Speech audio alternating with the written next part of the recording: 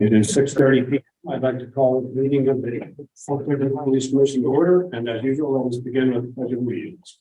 I pledge allegiance to the flag of the United States of America and to the republic for which it stands, one nation, under God, indivisible, with liberty and justice for all. Let's begin with public comment. First, anyone in the live audience wishing to offer public comment? Sir, please come forward, state your name. Master Sergeant Chris Marco, the Oakland Police Department. I've been here since December of 1996. Thank you for the attention of the commission. I appreciate that. I'm the current vice president of the union. President of the union is Sergeant Wells. I have to be out in country on vacation. Could you step up a little bit? Yeah. Just so the microphone has a better chance of picking you up. Yeah, I'm the vice president of the union, the Council 106. Ryan Walsh, Sergeant Walsh is the president of the union. He's currently out of the country on vacation, and he asked that I read a statement on his behalf to the commission. So again, he regrets that he cannot be here. He thanks the commission for their time. Basically, what we are doing tonight is we want to begin by thanking you, the Commissioner Chief, for all the work you do for the town and serving the public with this great town of Saybrook. As employees of the department, we value your commitment to the town and the department. Tonight, we're here asking for your support of Chief Sears' plan to address the current staffing crisis within the department. There are numerous reasons for the crisis brought on by internal and external factors. We cannot control those factors. That's the past. We look to move forward. And what we're finding is basically a lack of qualified applicants because of contract topping in essence. And we'd like to see some of these changes made that will affect all officers now and in the future in better benefiting how we operate, retain, and hire new applicants. And we hope that this will improve employee retention and recruitment. The department has become a launching pad for some highly skilled officers, very talented, who have learned the trade here, then take their craftsmanship elsewhere because they do not have the benefit package and salary that matches up with some of these other towns. So what we'd like to see is retention of these officers that we train so well and that perform they go elsewhere, and they're basically superstars. They perform very well. There's the training they receive here. We'd like to see them stay. So what we again propose is following all the directives of the commission, hoping that they will join us in this pursuit of maintaining and hiring the best quality candidates that we can find. And we support any efforts that we'll do that for the union and for the town. Thank you. Thank you very much, sir. Any other comment in the live audience? Seeing none, is there comment in the virtual audience? Anyone wishing to comment, please raise a hand. Larry? No hands are raised. Okay, let's move on to the meeting minutes for the regular meeting of June 26th. May I have a motion? So moved. Is there a second? Second. Oh, wait, I can't. Okay, I'll second. Any discussion? Good job, Jen. All in favor signify by saying aye. Aye. Any opposed? Any abstentions? Aye. You were not here. I don't know, you're Okay. Discussion and possible action to enter into executive session for the purpose of discussing, of interviewing a candidate to fill a vacancy of a per diem patrolman. That would be the Goodwin School Resource Officer. May I have a motion? Could you invite myself? I invite the captain and the chief. So move. Second. Any further discussion? All in favor, say aye. Aye. Unanimous. Let's go into executive session.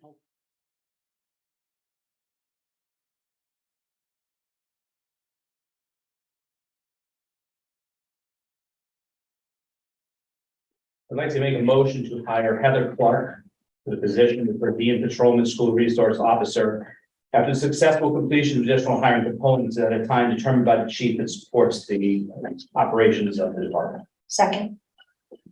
Any further discussion? Let me just say, Chief, this looks like a very outstanding candidate. Thank you for bringing her to us. Thank you. All in favor, signify by saying aye. Aye. All right. Any opposed? None. Unanimous. Let's move on to next item, executive reports. Great. Thank you very much and good evening, commissioners. This will be brief tonight until we get to the presentation part. So for personnel matters, unfortunately, I have to inform you of an employee resignation. Mr. Christopher Dwyer resigned from his position as a patrolman. Sadly, he did not give us any notice. So the men and women in blue had to rush to fill some shifts.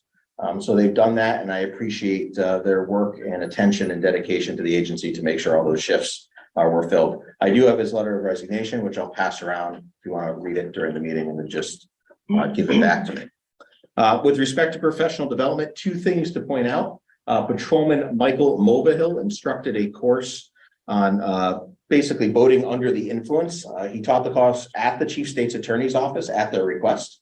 So in his class, the students were some state's attorneys from around the state, as well as local and state level police officers. So that's just an example of the caliber of staff we have that are called upon to teach on a statewide level.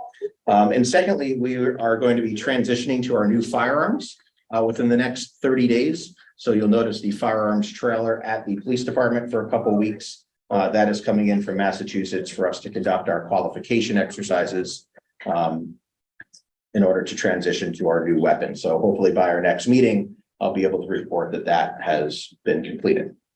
The activity report is in your packets. If anyone has any questions, I could. Are there any questions of the chief on I just have a question on personnel. Last meeting, you said there were 2 people going to Middletown. Is that still happening? Yeah, I can discuss a little bit of that in my presentation. And then probably a little bit more in executive session. Okay.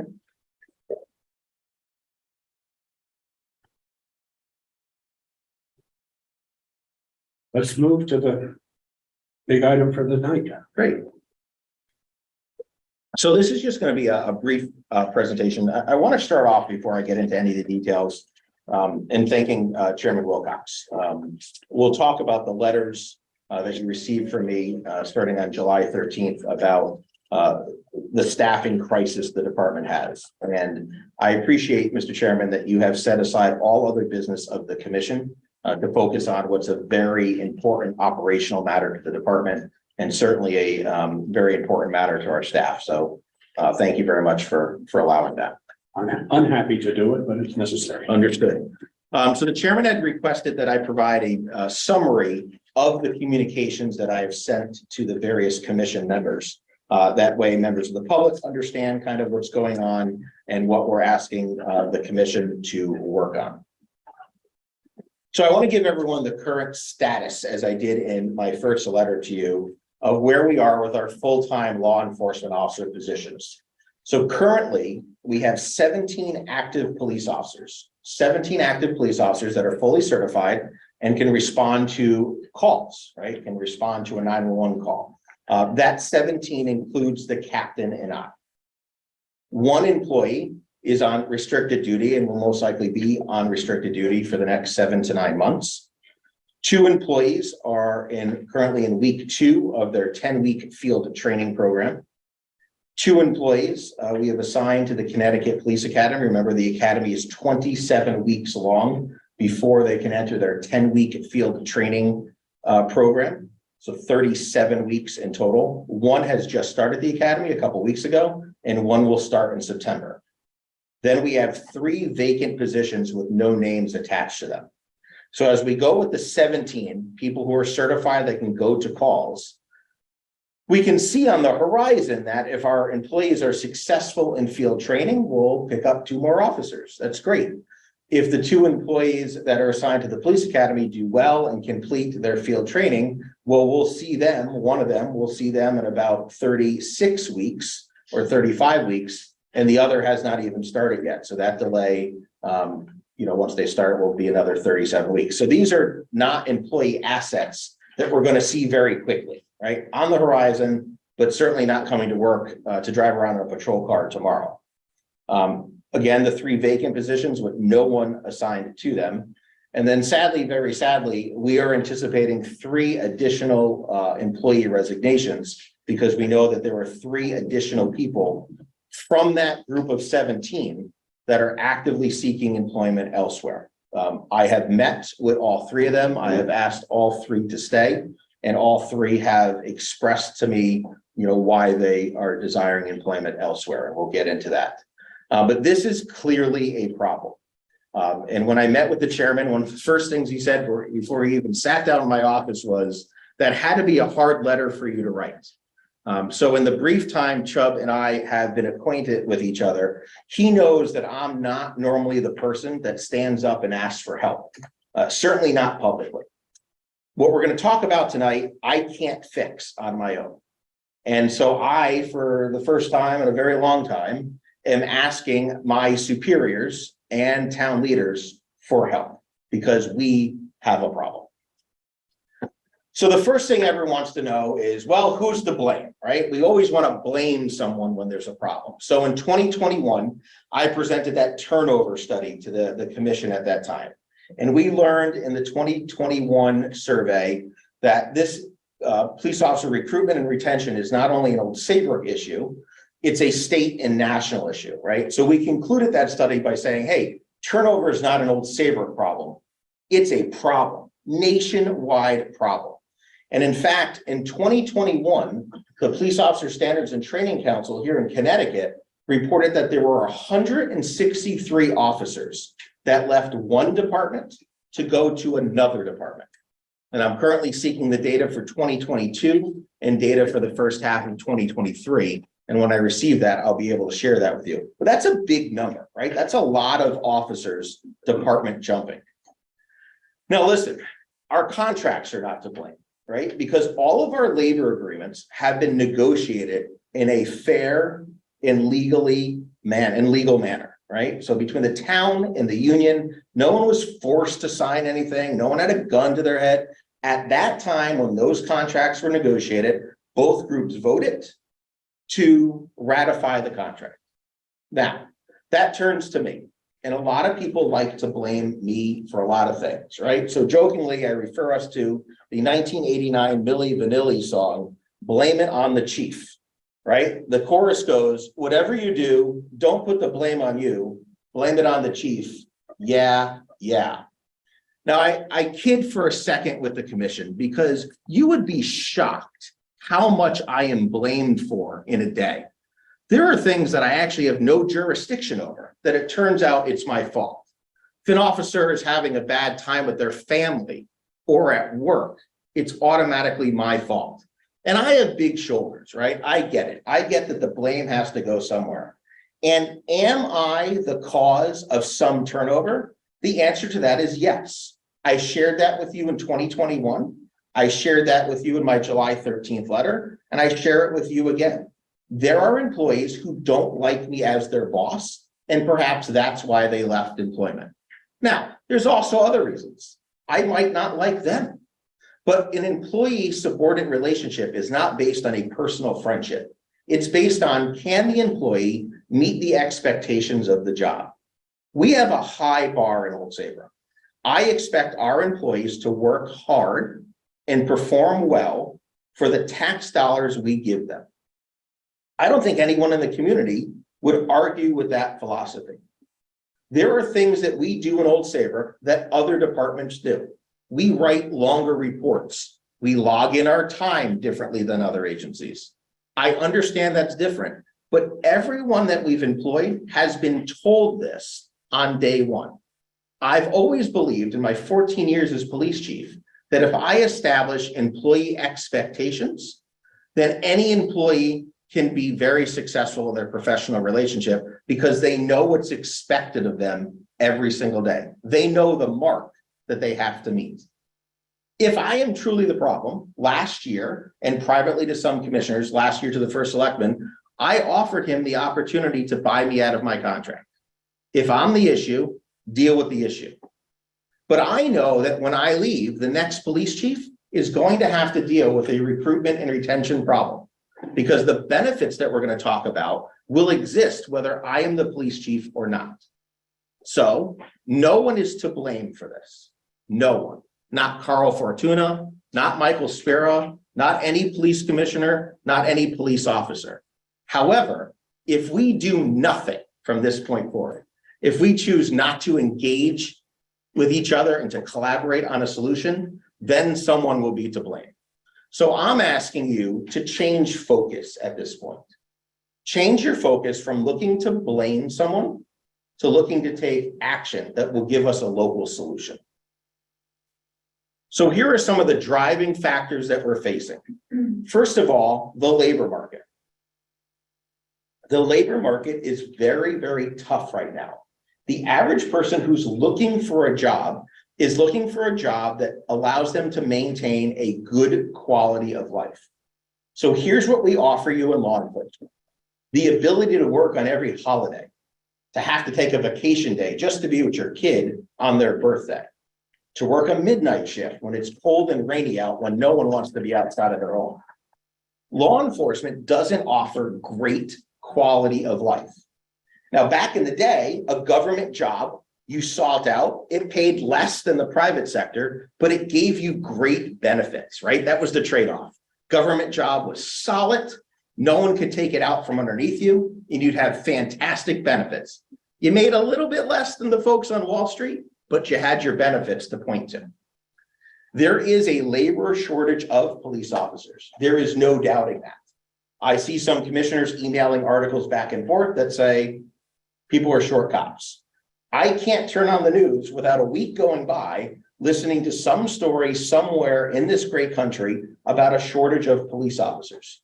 Not just Saybrook, not just the state of Connecticut, from sea to shining sea.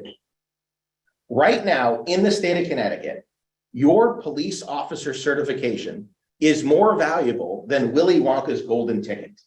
You can take it and you can go anywhere because almost everyone is hiring. And that ticket gets you into that agency at a higher wage with better benefits. I was recently at an event where there are some other police chiefs, and they literally were standing in a circle joking with each other about who has stolen who from whom. It's happening everywhere. Clearly, society has a role in people not desiring to be a police officer. The Police Accountability Act, not that we don't want to be accountable, but there are some things in that that have made it not desirable to enter the law enforcement profession. There's also a very low unemployment rate. So there are better jobs, remote jobs, stay at home, dress from the waist up, and do your work, as opposed to work a midnight shift in the freezing cold rain. And again, not many want to enter the field of law enforcement. So as this commission was briefed a couple months ago, we had taken it upon ourselves to do some research. And we solicited the labor agreements from every single municipal police department in the state of Connecticut. We then had staff categorize that and extract the different types of benefits: vacation pay, sick pay, salary, training wage, and some of the post-employment benefits. And we put that into a document that many of, well, all of you have the soft copy, and some of you requested some hard copies. That is a sterile document. That document is not meant to compare one to the other. It's to show you what's out there. And so because of these driving factors and because of the data we now have from all these other municipal police departments, I feel that we have to take a different approach to how we look at employee benefits, both current benefits while the officer is working and post-employment benefits after they are retired. Chief, And- can I interrupt you? Of course. So with all, I love the study you did, I literally, but how much time away, how much patrol time was taken away to do that? No patrol officers work on Okay, it. Yep, that was a thank you, records function. thank you. So there are 3 letters that you received from me. A July 13th letter that had to deal with the staffing crisis of certified police officers, and my request, a call to action. There is a follow-up letter on July 18th where I specifically talk about a hiring bonus initiative and structure and funding source for those programs. And then the most recent communication from me to you is on July 20th, 2023 about process and funding. I want everyone to realize, and feel free to talk to any of the past commissioners since I became chief in 2009. I have never, ever been one to first throw money at a problem. So when an issue arrives on my desk, my first thought is, we'll ask for more money and fix it. That is not how I've operated. We've always found ways to do things to improve ourselves, to get better without expending funds or without expending a lot of funds. So this is the first time where I'm saying to the town of Old Saybrook, as your chief law enforcement officer, I think we need to put some funding into employee benefits. So my July 13th letter, here's a quick summary. So I spoke about in that letter, the certified police officer shortage, and not just an Old Saybrook issue again, but a state and nationwide issue. I explained how employees are leaving for better benefits, and I gave you an example about an officer leaving for Middletown and other officers that have left for Middletown. And I'll pause here and just speak about that for a moment. So if I'm an Old Saybrook officer and I have about 3 years on, right now I'm able to enter the City of Middletown Police Department and they'll buy my 3 years for me. So it'll be like I haven't lost a minute of service to my law enforcement career. In Middletown, you receive normal retirement after 20 years of service rather than 25 years of service in Old Saybrook. So I got my 3 years in Old Saybrook. I go to Middletown, quick math, 17 more years left in my career before I can retire. We are seeing a generation, a workforce of not just people interested in public safety, everyone who is looking to work a little bit less, to enjoy life a little bit more. And so when there's an offer to work 5 years left, that's a lot, but it doesn't stop there.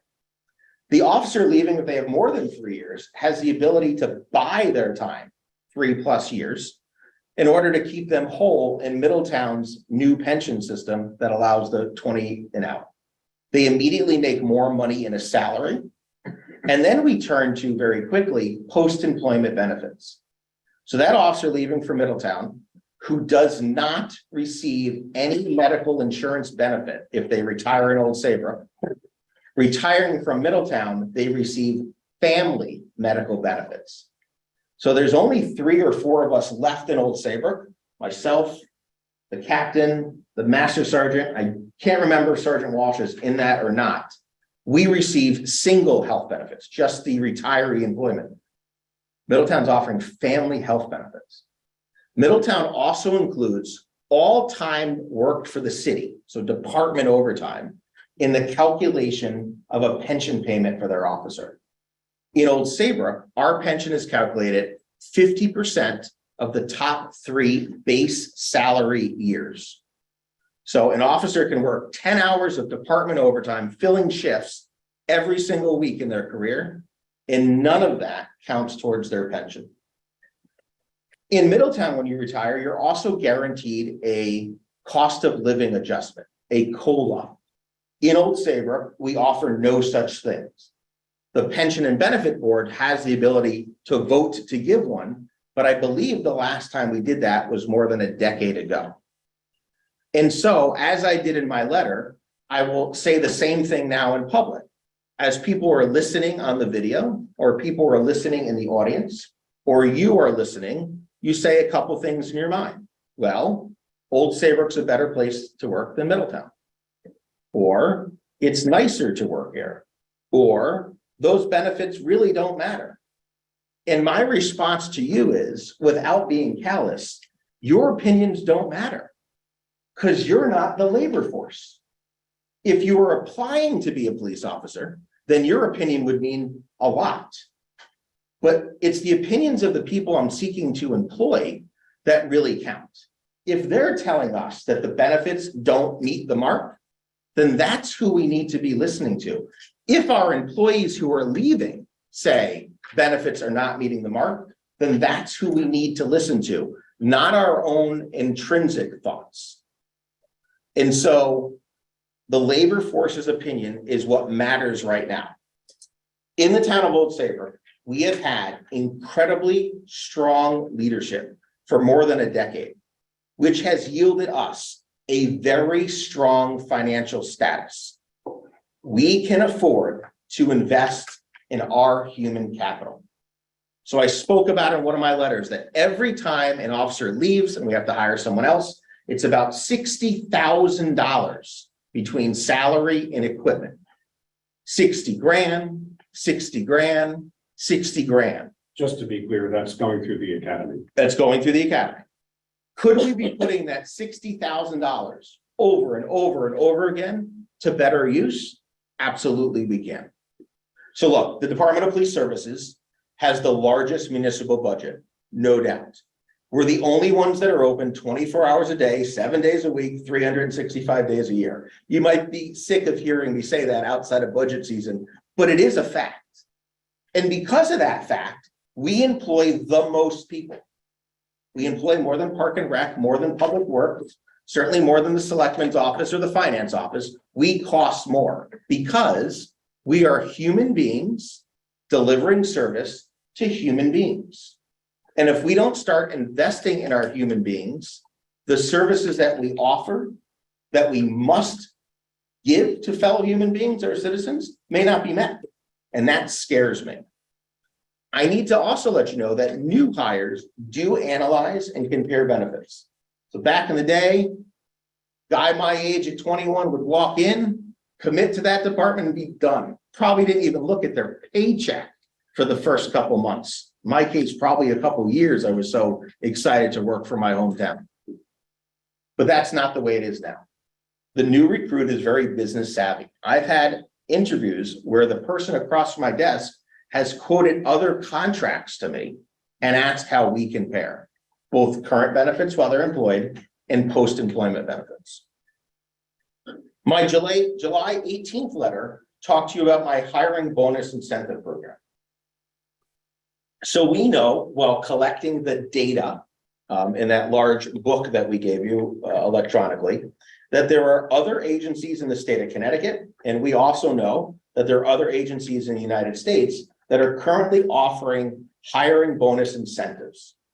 What I have proposed is that we offer a hiring bonus for just 2 of our vacant positions. The hiring bonus would be for current Connecticut certified police officers.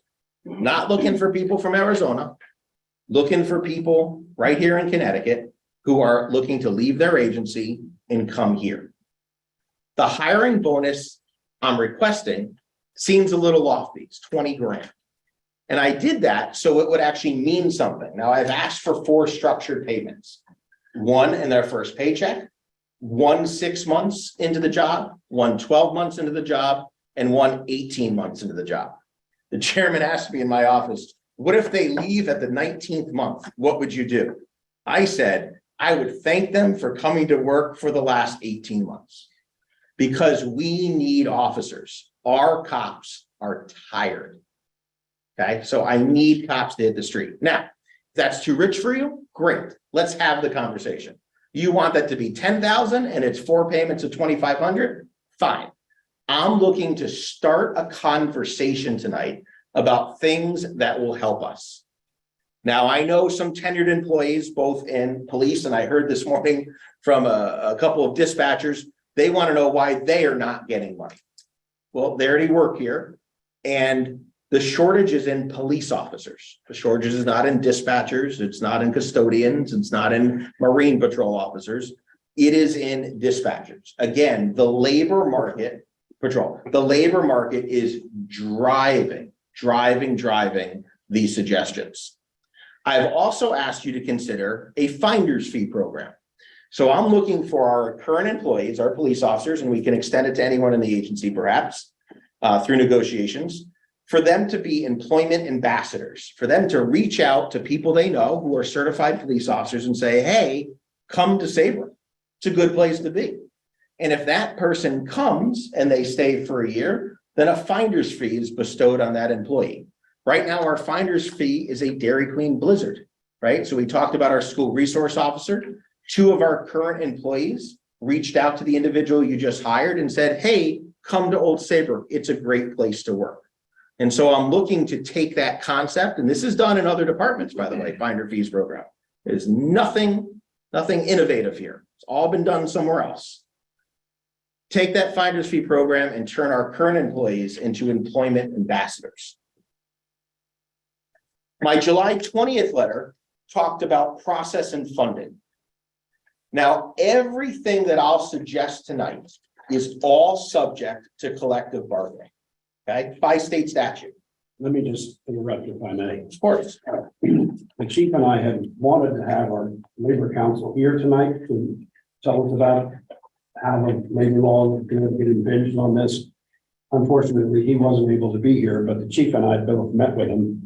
And it is crystal clear, according to our labor council, that two things. Number one, everything on the table here is negotiable under collective bargaining. And number two, under Connecticut law, it is the responsibility of the highest elected official of a municipality to conduct that collective bargaining. So what we are really talking about here is what assistance can we provide to our first selectman? That is correct. And it's a great segue to my second bullet, which is I respect that process, right? So there has to be formal communication between the first selectman and any committee he wishes to establish and the police bargaining unit to work on these issues. I'm positive, although I can't be 100% sure, that the police union is willing to work on these issues, right? And I would assume that the town, understanding what we're going through here and the crisis that we're in, will be willing to work on the issues. And so third bullet point, very clear, I understand that nothing at all can happen unless the first selectman chooses to discuss these matters with the union and comes to an agreement with the union. You'll be happy to know, and I pointed it out in one of my letters, we had an issue when we hired a top step dispatcher to become a new police officer, and going from top step dispatcher to the training rate of a police officer would cause him to lose over $4,000 in salary. It's bizarre. And so our police union got together and they have a memorandum of understanding that I'll be giving to the first selectman that will allow that individual to go to right to step one in the contract so that he doesn't lose money. He makes a little bit more, but at least he doesn't lose money, right? Which I find bizarre. So I appreciate what the union did there. An actuarial study by law, by state statute, is required for any post-employment benefit enhancements. The town says, you're right, chief, let's give them a COLA. We can't do that until we have the town's actuary, which is Milliman, do a study and report back the fiscal impact. That is the law. And so for each one of the post-employment benefit enhancements that I've asked for in the letters, which I believe I get to in a moment, it's estimated that each study would be about $5,000, right? One might be a little bit more, one might be a little bit less, but I say, let's get the data. So I've been police chief for 14 years and never in that time have we actually went to an actuary to say, hey, how much would this actually cost? We've always talked about it in negotiations, and it's always whittled down to, let's form a pension study committee comprising of the first selectman and the president of the union and the man on the moon and everyone that lives in a White House. It's never, ever come to be. And so I'm trying to force the issue to say, we don't know what we don't know. Let's get the data. And so here is kind of what I'm looking for.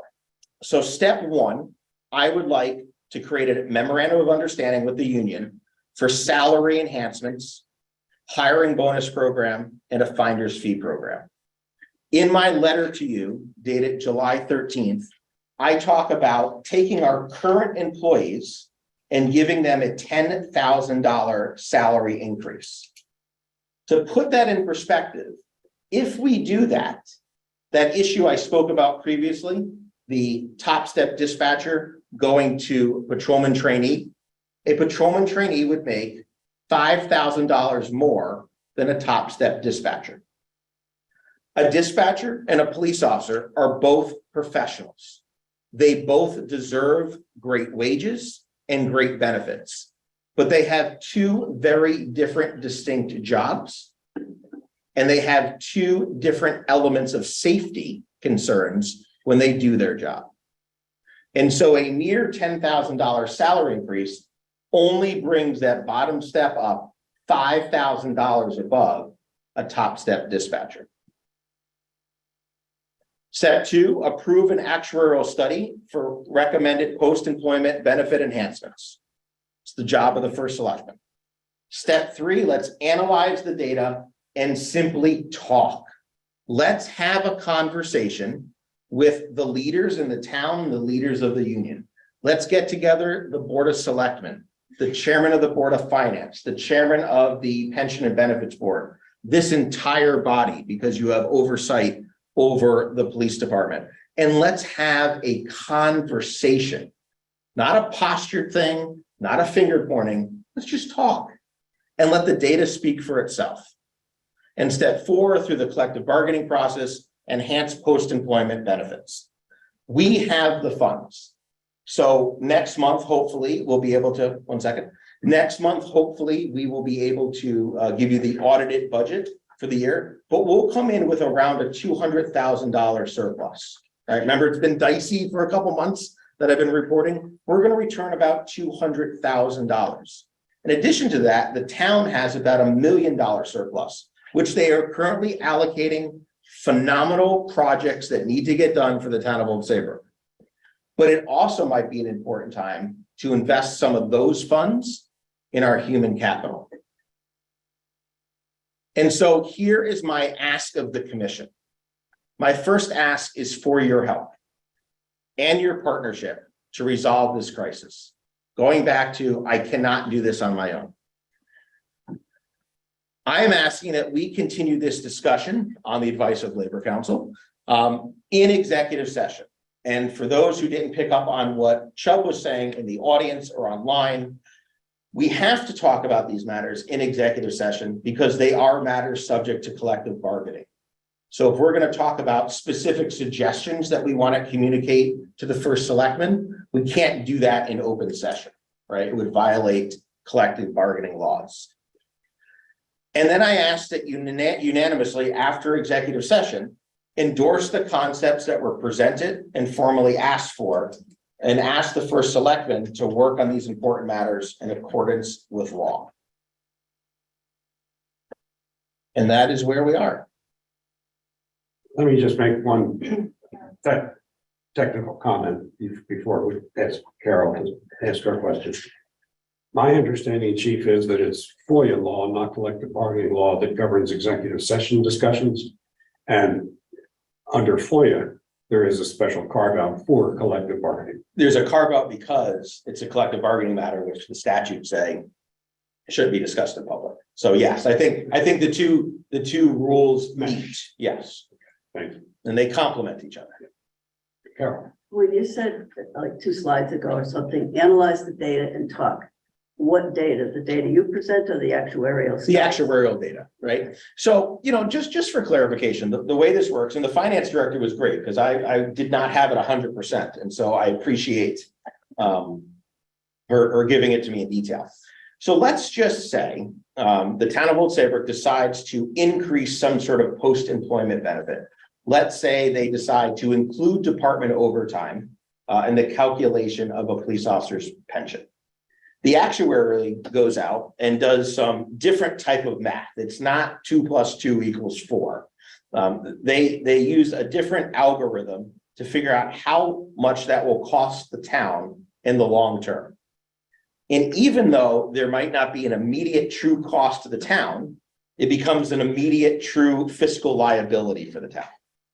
And so the town would have to pay today for benefits that they might give tomorrow. And so that increased cost causes, an additional fiscal responsibility. Now, in my letters to you, I talked about a couple of different ways that would have to be negotiated to mitigate or reduce the cost to the taxpayer. We talked about contributing from private duty work, even though that would not be included in the pension, but include that salary as a pensionable item, so the pension fund receives that benefit. We talked about doing a premium, perhaps a premium percentage on the overtime hours. So right now, every police officer contributes 5% of their salary towards the town pension. Maybe when there's an overtime hour that's now included in the pension, maybe it's a different percentage. Maybe it's 6% or 7%. I don't know.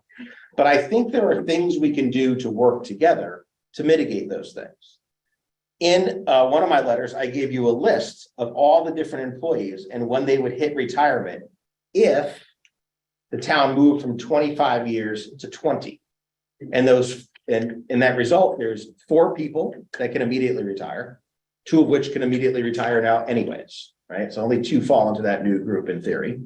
And then the next person is 7 years out, then I think 10 years out, and then 12, 15, et cetera, et cetera. It's a long time before these benefits are actually withdrawn from the pension fund. Now, this year, the town of Old Saybrook is funding its pension at 100% of the actuarial recommendation. So the actuary has presented a recommendation to the Board of Selectmen during the budget process, and they said, you should fund the pension at X, and we're doing it exactly at X. We are in a very strong financial position, which we should be proud of. And I'm not suggesting that we should put ourselves in peril and not be in a strong financial position, but I do think we have the funds and the ability to invest in human capital.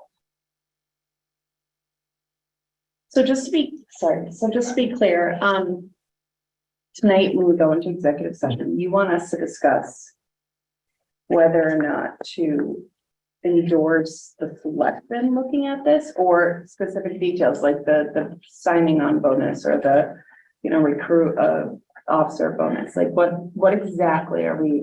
Yeah, so I think that you can do, I think that's a great question. And I think that you can do a couple things, right? So one of the things is endorsing in concept some of the proposals I've given you. So instead of getting into the nitty gritty, like the signing bonus, 20,000 is way too much. Let's do 10.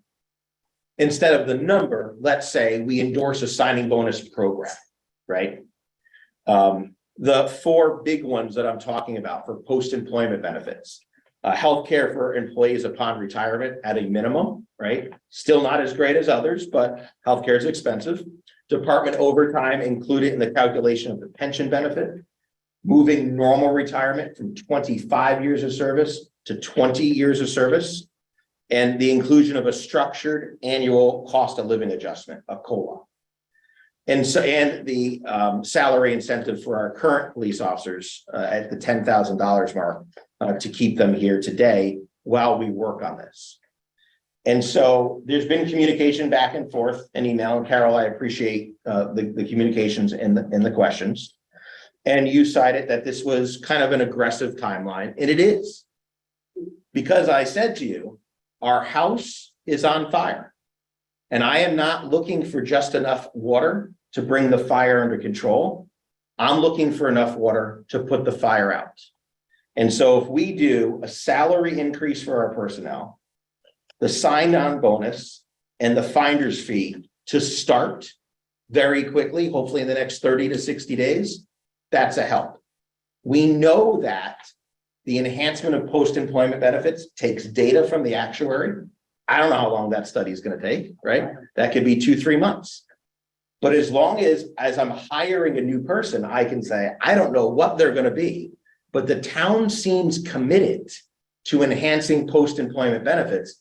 That can be part of my sales pitch, or more importantly, part of the sales pitch of my officers who are going out and being those recruiting ambassadors for the agency. And so short-term, quick, long-term, some time. But there's no reason why in 6 months we haven't brought this to resolution, in my opinion. What I don't understand, and I brought this up before, it doesn't matter what these numbers are. I can say they should get $50,000 to sign on. This is an issue between the union and the selectmen. So I don't know where we even fall into any of this. Right, so let me answer that question directly. And I'm going to answer it in 2 different parts. First of all, I have worked very well with Carl Fortuna on labor matters during his tenure. He has always been very open and receptive to hearing me out in private about things, negotiating people leaving our employ for all the right reasons, involving me when there's any litigation, throughout grievance processes and collective bargaining processes. He has never excluded me, and I have always appreciated that. He knows about this. You saw that I carbon copied him on all the letters. And we also had a very detailed conversation. Renee, I believe that this police commission, who has sought out to be more involved and have more oversight, has the leadership responsibility to be involved. So while the statute says the chief elected official is the one that will negotiate, there is no statute that says the police commission that has the oversight, hires, fires, promotes, right, demotes, oversees our budget, and oversees the equipment at our facility, must have interest in our human capital. If you don't, if you are annoyed by the presence of our heroes in blue here tonight, then you're in the wrong place. You just are. I don't think twisting it like that makes sense. No one's saying that. I didn't twist. We're not supporting anybody, but ultimately, when it comes down to it, who's sitting at that table? The union and Carl. We don't have a say there. Well, you could, because you could ask. We can make suggestions. And you but we also can't could be sit there and asked. Negotiate. You can also be asked part of the process. So there have been times during union negotiations that in the room on the town's team, not only was myself and the finance director, past chairman of the commission have been invited in, members of the board of finance have been invited in. So it is not out of the norm and certainly part of our history to be part of it. I understand that, but last time that we did that and Frankini, Susan Quish sat in, I was told that they're not allowed to say anything. You can sit there and observe, but you have no say in it. Well, they did not participate in active negotiations. I want 3, no take 2, but they certainly gave advice and counsel to the person that has the ability to Well, do yes, that. we can give advice, but ultimately, when this is all said and done, it's not our deal.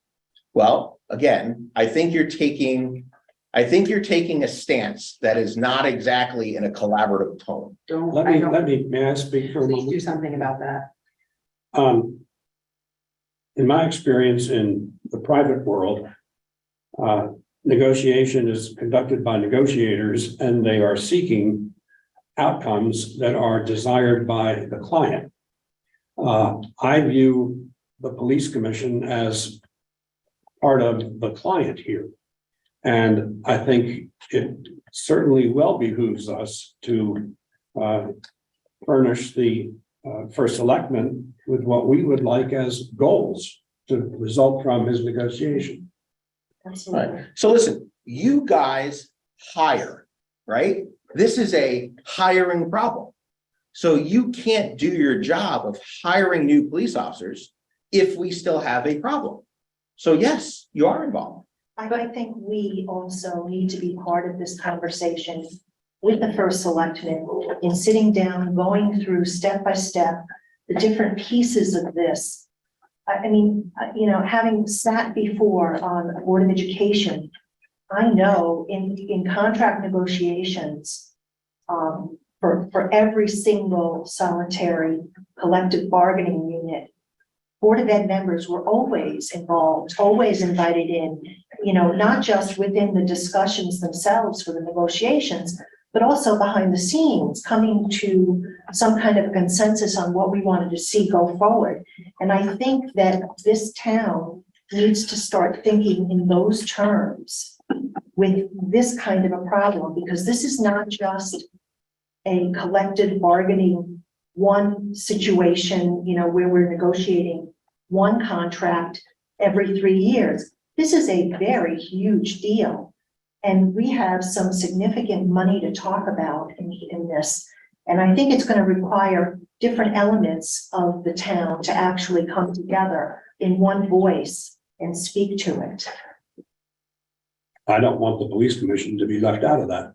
Right. If this is so important, why is the selectman not sitting here tonight? Wait, no, can I just ask a question? It's not combative in any way. It's more, are you in any way worried that whatever happens, the police commission will be blamed or not to Oh blame? my God, I could care less.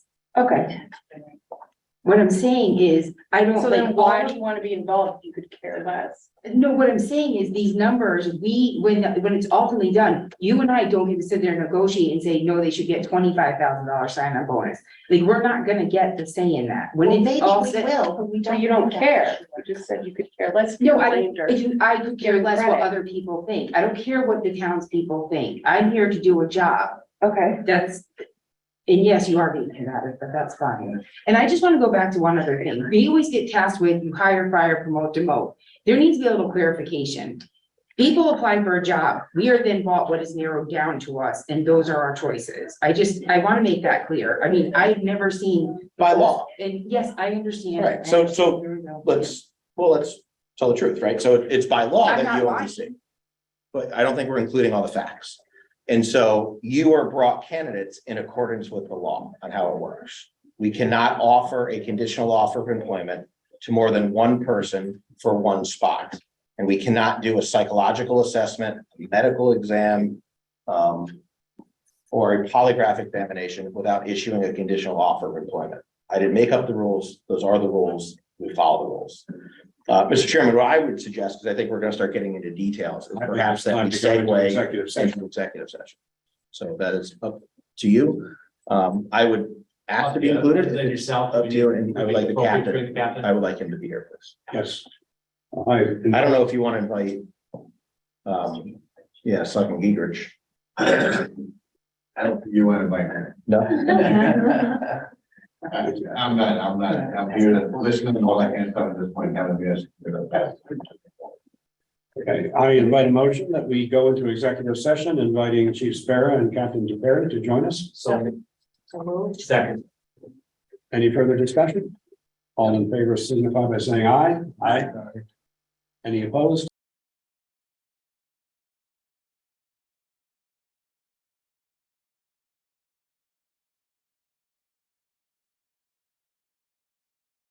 Back out of executive session.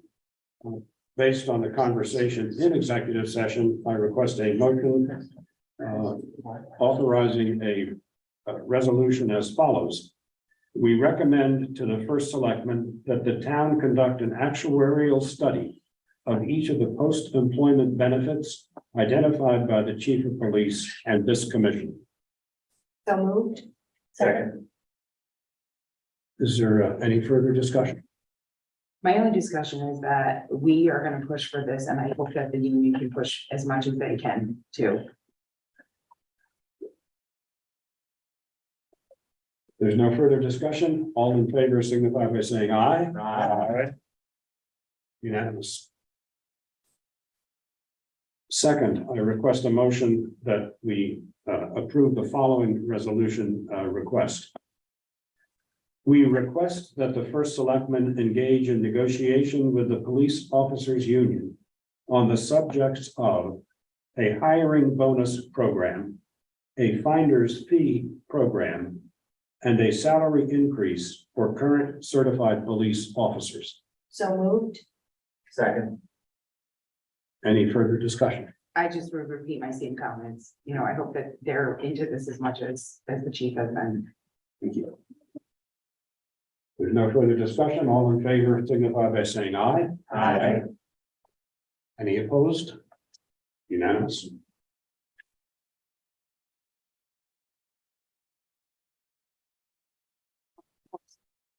Correspondence, I have circulated correspondence I received yesterday from one of our citizens,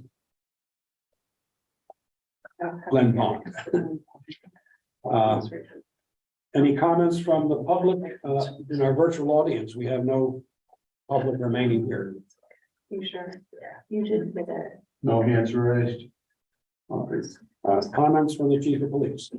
Very briefly, I just want to thank the commission very much for not only listening to the presentation that I provided tonight, reading my letters over the past week, but for your very detailed and very comprehensive discussion in executive session. I echo what Commissioner Shippey has said, that I certainly hope that our bargaining unit not only applauds the commission for their action tonight, but is as engaged as you are and I am in solving this current crisis. Mr. Masson? Great work tonight. Thank you for the out of box thinking in critical times, chief. And I also personally urge everyone involved in negotiations to dive in as we have to try to solve this concern. Yes, I would say that that's a very good sentiment. I have one other thing. I had the opportunity to view a YouTube video of our chief presenting a commencement speech to the Connecticut Police Academy graduation. And I just would like to urge you to send that YouTube link to everyone on the commission. I thought it's well worth the viewing. Thank you. 15, 16 minutes of it. Go ahead. I just repeat everything everybody else has said. Thank you. I'm all set. Thank you. I just wanted to. Hello, Carl. I have. If I had a comment, I would have spoken. That's it, I'm not sitting on this side. No, I just want to say, to the public, as I've already said to the chief, there was so much work that went into the creation of this draft compilation in its conceptualization. And it's got to be hard just to gather all the information from all the different departments, and then extracting it and populating all these fields was just so much effort. I thank the people who were involved. Thank you. Record Supervisor Andrea Goslin had a lot to do with that document, so we thank her for her work. Thank you, Ms. Goslin. With no other business, I'll entertain a motion to adjourn. So moved. Second. All in favor? Aye. Carl?